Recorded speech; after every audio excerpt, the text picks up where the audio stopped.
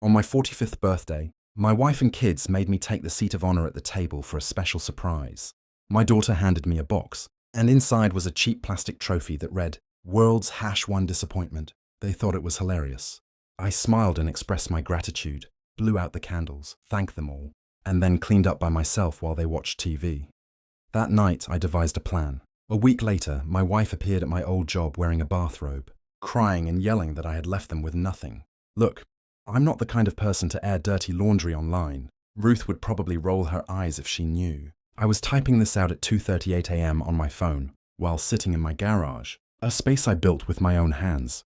The family calls it Dad's junk room, but something happened yesterday that I can't shake off, and I need to share before the thoughts in my head drive me crazy. To give some context, I turned 45 yesterday and have been married to Ruth for 22 years. We have 2 kids, Emily, 19, who just started college, and Oscar, 14, who thinks he knows everything.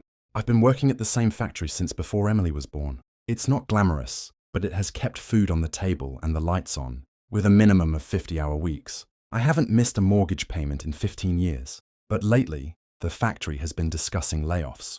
And everyone is on edge. 3 guys from my line received pink slips last month, and management keeps talking about restructuring as if it's supposed to reassure us. My blood pressure has been high, and Ruth keeps suggesting we downsize, all while planning a new kitchen remodel. It doesn't add up. So yesterday was my birthday. Typically, it's nothing significant. Maybe a store-bought cake and a card from the kids if they remember. This year, however, Ruth texted me at work, insisting I be home by 6:01 for a special birthday dinner. I felt a flicker of hope, thinking they might finally recognize how tough the last couple of years have been. Ruth and I hardly talk these days except about bills. Emily only calls when she needs money for textbooks or whatever else 19-year-olds require. And Oscar is either gaming or avoiding eye contact. I arrived home at 5:58 p.m., always punctual, one of my few remaining sources of pride. I showered off the factory grime and put on the one decent button-up shirt I own, a dark blue one Ruth gave me 3 Christmases ago. I went downstairs with a little glimmer of hope.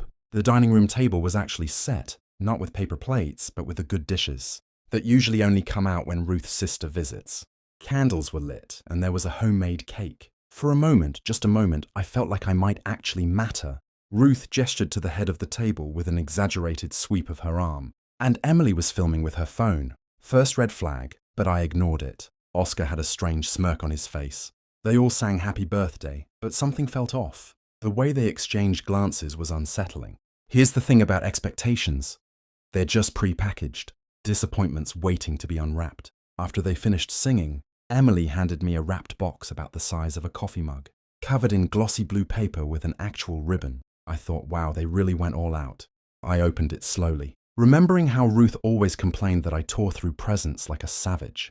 Inside was a gold-colored plastic trophy, about 6 inches tall, the kind you'd get at a dollar store. I turned it around and read the engraving. World's #1 disappointment. For a second, I didn't process it. Then they all burst into laughter. Emily zoomed in with her phone camera right on my face and said, "Tell Dad to give an acceptance speech." Ruth was nearly crying with laughter, saying they saw it and just knew it had my name on it. Oscar high-fived Emily. After 22 years of 60-hour work weeks, missed fishing trips to pick up extra shifts, and driving cars with over 200,000 miles, so they could have new phones, computers, and whatever else. This was my reward, a trophy calling me a disappointment, while my daughter filmed my reaction for whatever social media platform teenagers use. My face did that thing it learned to do years ago, smile without feeling it. My throat tightened as if someone had poured quick-dry cement down it. But I nodded, said thanks, and even held it up like I was at some awards show. The cake, of course, was store-bought, chocolate with vanilla frosting. I blew out the candles, only 4 of them, not 45, because who has time for that, and made a wish I'm not proud of.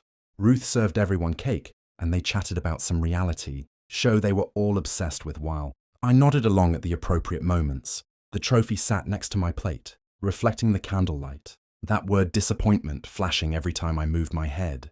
When dinner was over, they all moved to the living room while I cleared the table, washed the dishes, and wrapped up the leftover cake, all the while hearing their laughter from the other room. At one point, Emily said something about my face when I read the trophy, and there was more laughter. I placed the trophy on the mantel, thinking that's what they wanted. Then I went to the garage and sat in my '89 Silverado, the one Ruth's been urging me to sell for years. I just stared at the pegboard wall with all my tools hanging in their designated spots. The only space in this house that still belongs to me. At 11:43 p.m., my phone buzzed with a notification from Instagram. Emily had tagged me in a post. I don't use Instagram much, but I have an account to keep tabs on the kids. It was a video of my reaction to the trophy, with some song in the background about losers or failures. The caption read, "Dad's big moment, Dad fails.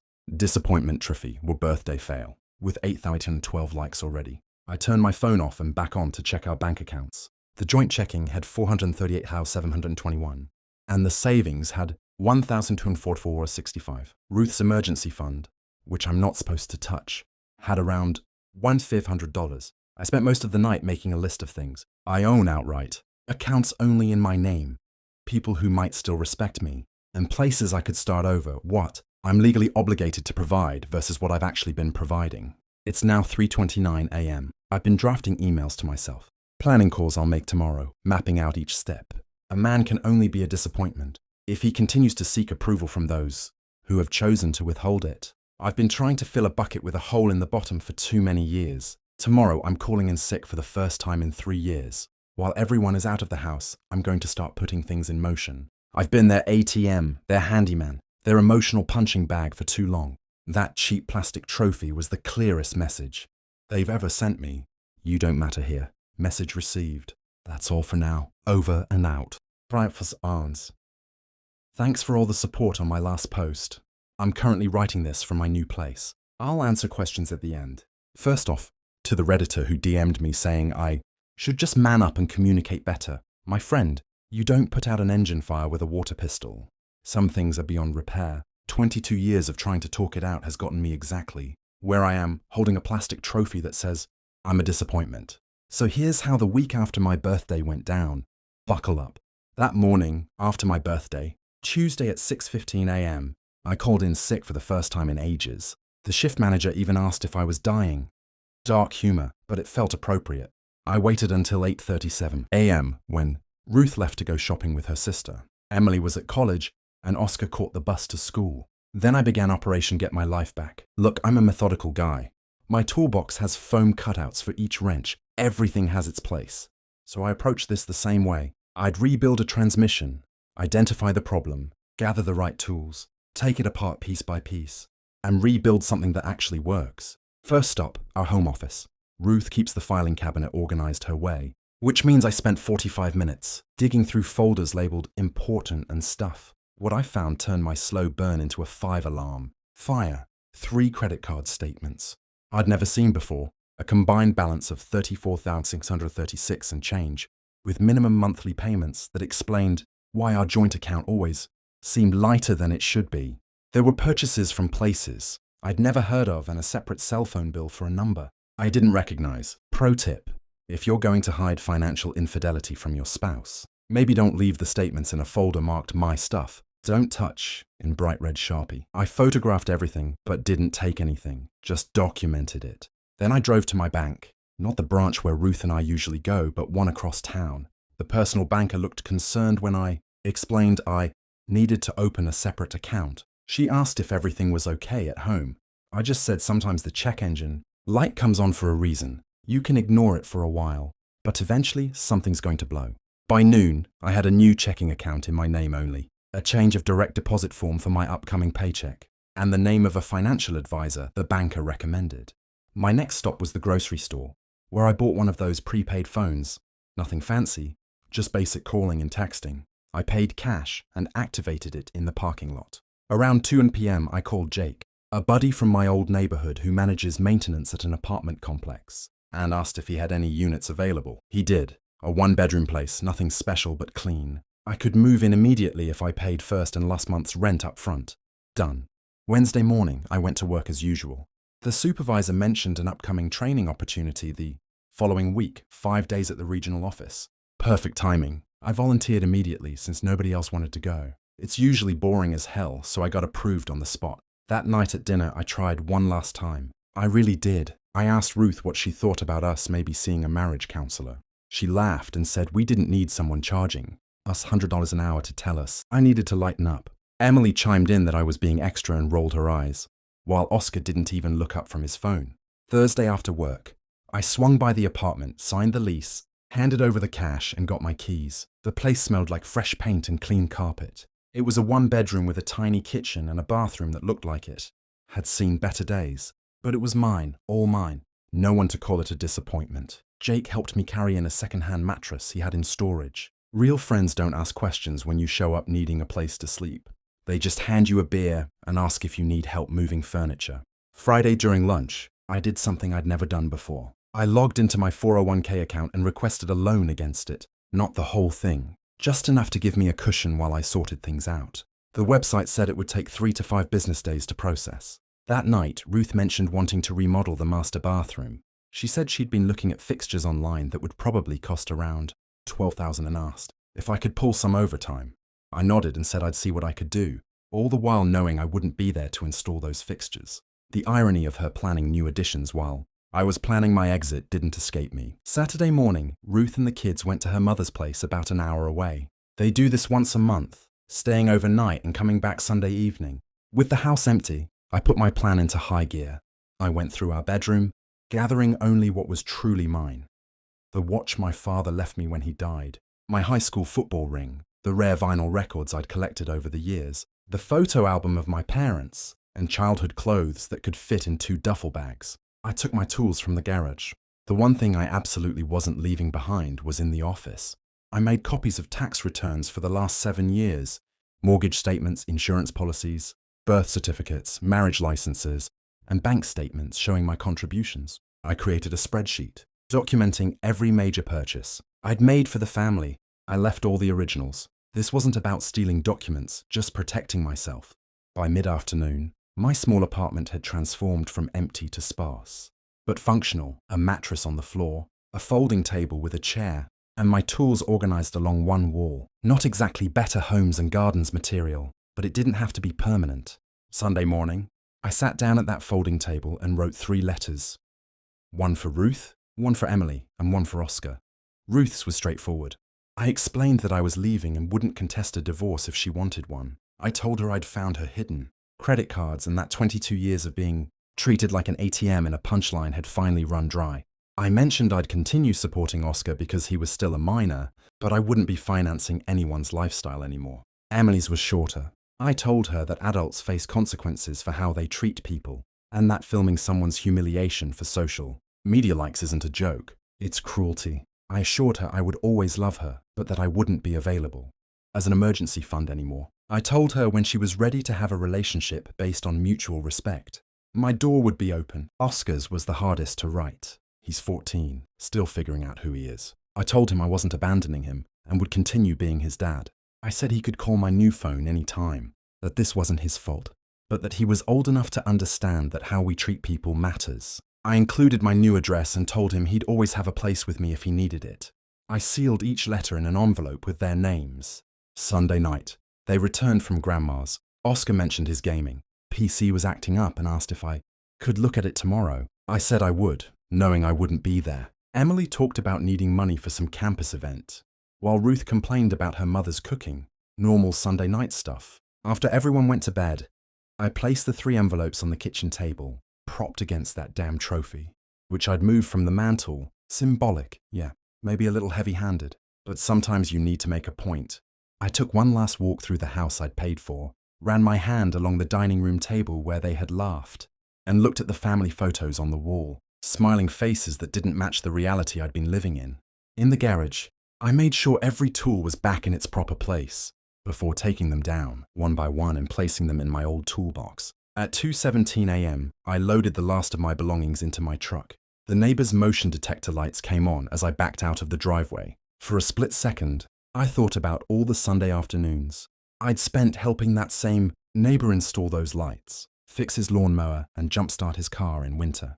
Funny how life works. Monday morning, I drove straight to the office where my training was supposed to be held.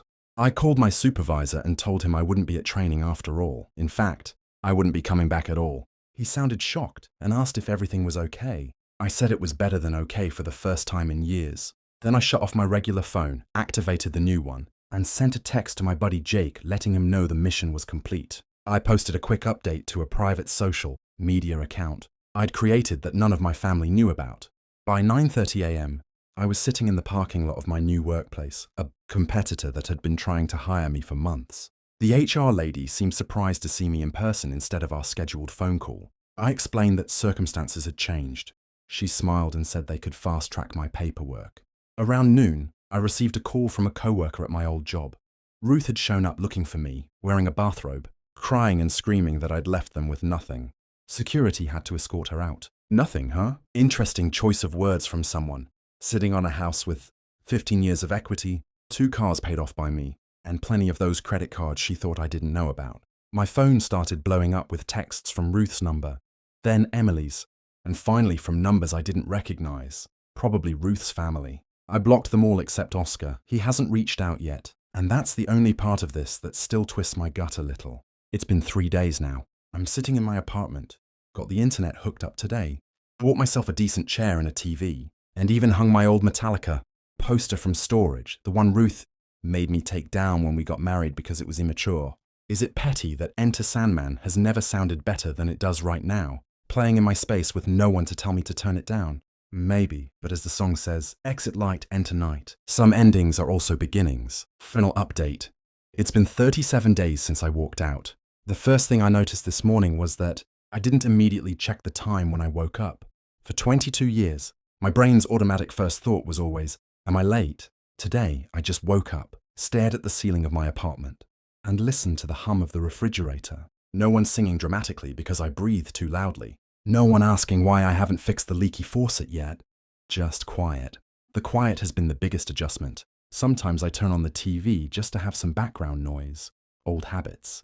From a lifetime of chaos, I guess. My new place is starting to feel less like a pit stop and more like home. I got an actual bed frame yesterday and found a decent couch at a thrift store that didn't smell like someone died on it. Small victories. But you're not here for my IKEA adventure. You want to know about the fallout.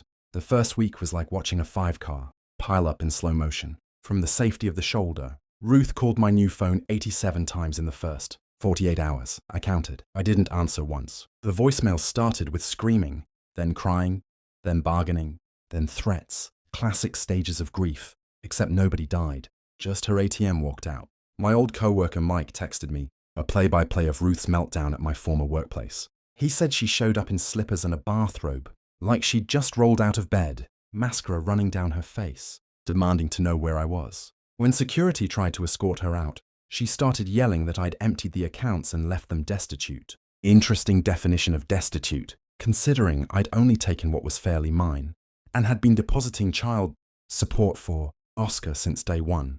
Mike said everyone was talking about it for days.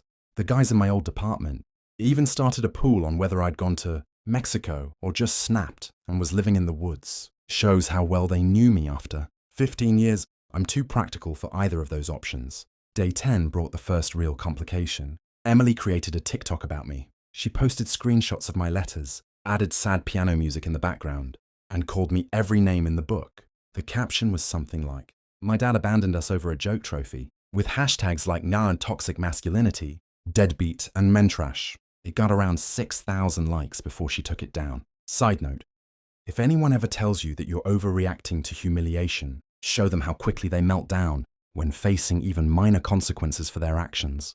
By week 2, reality started to settle in at the house. I got a text from Ruth at 11:47 p.m. on a Tuesday. The mortgage payment bounced. How am I supposed to pay this on my own? I didn't respond. She'd figure it out the same way. I had for 2 decades, supporting all of them, without so much as a thank you. Oscar finally reached out around day 15 with a simple text. "Hey Dad, the Wi-Fi's out and Mum says we can't afford to fix it. My grades are going to tank if I can't do my homework." First crack in my armor. I sent him money for the internet bill directly to the provider and told him I'd set up automatic payments because kids need internet for school. It's non-negotiable. He sent back a thumbs up emoji, then 5 minutes later, "Mum's been crying a lot." I sat in my truck, staring at those 4 words for a long time. The engine of rage that had been powering me started to sputter. Not because I felt bad for Ruth. She'd made her bed, but because Oscar was caught in the crossfire. I replied, "I'm sorry you're dealing with that. It's not your burden to carry." He sent back, "Yeah, just yeah." But that single word carried the weight of a kid who suddenly found himself the man of the house. I remember being that kid when my own dad left.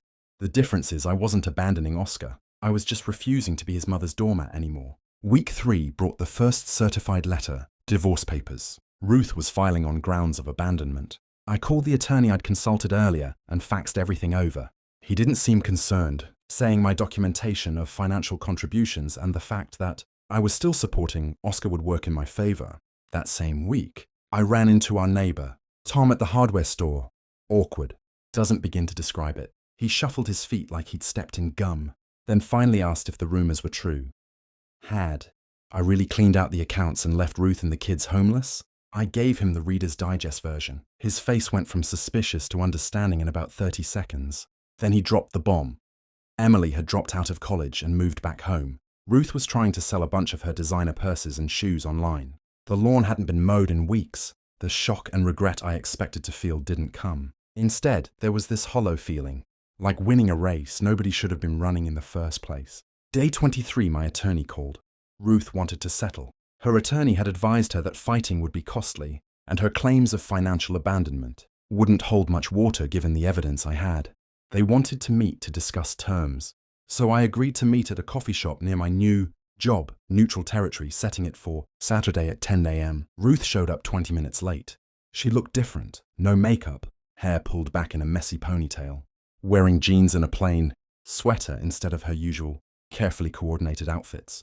The designer handbag was gone, replaced with a canvas tote. She didn't make eye contact at first, picking at her fingernails the way she does when she's nervous. She ordered the cheapest thing on the menu. She didn't mention the trophy once. The conversation was surprisingly civil, clinical almost. She outlined what she wanted from the divorce, and I countered with what I thought was fair.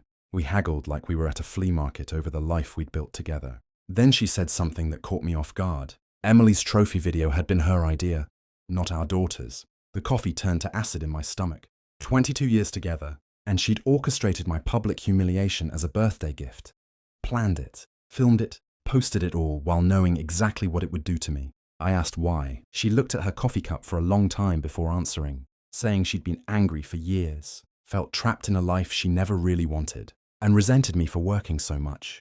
Even though my work kept the lights on, she said the trophy was her way of finally expressing how she felt. When I pointed out that she could have just talked to me, she laughed. Actually laughed, saying she'd tried, but I never listened. Revisionist history at its finest. Her version of talking had always been sarcastic comments and roles, never actual conversations. We wrapped up the meeting with a tentative agreement. I'd keep my 401k and truck. She'd keep the house but refinance to remove my name. We'd split the remaining assets, and I'd continue supporting Oscar directly. As I stood to leave, she asked if this was really what I wanted, if I was truly happier living alone in some cheap apartment than with my family. I told her the truth. The disappointment trophy wasn't a joke to me. It was a receipt, a confirmation of what I'd suspected for years, that my sacrifices meant nothing to them, that I was merely a walking wallet. And yes, my cheap apartment without the constant disdain was paradise compared to a house full of people who thought my humiliation was entertainment. She didn't respond, just nodded and left. Day 30 brought another unexpected development. Oscar asked if he could come over, saying he wanted to see my new place. I agreed instantly. When he showed up, he had a backpack and a duffel bag. My heart sank. Was Ruth kicking him out now? Was he running away? Turns out he just wanted to spend the weekend. Ruth had surprisingly agreed to it. He looked around my sparse apartment, nodded approvingly at my tool wall, then flopped onto the couch like he'd been there 1,000 times. That night, we ordered pizza and watched silly YouTube videos. He showed me his latest gaming achievement, and I showed him how I'd organized my new workspace. Normal father-son stuff, except nothing about this was normal. Before bed, he asked the question I'd been dreading. Was I ever coming home? I told him the truth. Home wasn't a place. It was a feeling, and I hadn't felt at home in that house for years. I would always be his dad, but I couldn't be Ruth's husband anymore. He nodded, said he understood, then pulled something out of his backpack and handed it to me. It was the trophy. The same plastic trophy that had broken the camel's back. He said Emily had taken it down from the mantel. After I left and thrown it against the wall, it was slightly cracked now but still intact. He'd rescued it from the trash, though he wasn't sure why. I turned it over in my hands. Such a small, cheap thing to end 22 years of marriage. But it wasn't about the trophy. It never had been. It was about what it represented. I thanked him for bringing it and placed it on my bookshelf as a reminder. The next morning, Ruth called while Oscar was still asleep. She was surprisingly calm, asking how he was doing, if he needed anything. Then she said something I never expected to hear. She'd started therapy. She said the therapist had asked her to make a list of all the ways she had contributed to the breakdown of our marriage, and the list was longer than she'd expected. She wasn't asking me to come back. She knew that ship had sailed, but she wanted me to know she was trying to understand why everything fell apart. I didn't know what to say to that, so I just said okay and promised to drop Oscar off by dinner time. That brings us to today, day 37. The divorce papers are moving forward, and I'm settling into my new routine. Work is going well. It turns out when you're not constantly stressed about being a disappointment, you actually do better at your job. My apartment is starting to feel like mine. Emily still hasn't spoken to me directly, and Ruth texts occasionally about Oscar or divorce logistics. Nothing more. Oscar comes over every other weekend now, and we're working on rebuilding a car together. A 67 Mustang that's more rust than car at this point. It gives us something to focus on besides the elephant in the room. Yesterday, he asked if we could try to fix the passenger side door handle, saying maybe his sister might want to go for a ride someday when the car is running. It was the first time he mentioned any possibility of Emily and me reconnecting. Small steps. The trophy sits on my shelf. Sometimes I look at it and still feel that flash of anger, but mostly it reminds me that I had the courage to finally rebuild my own engine when it was running on fumes. Is this a happy ending? I don't know, but it's an honest one. Sometimes you have to blow up your life to remember what actually matters.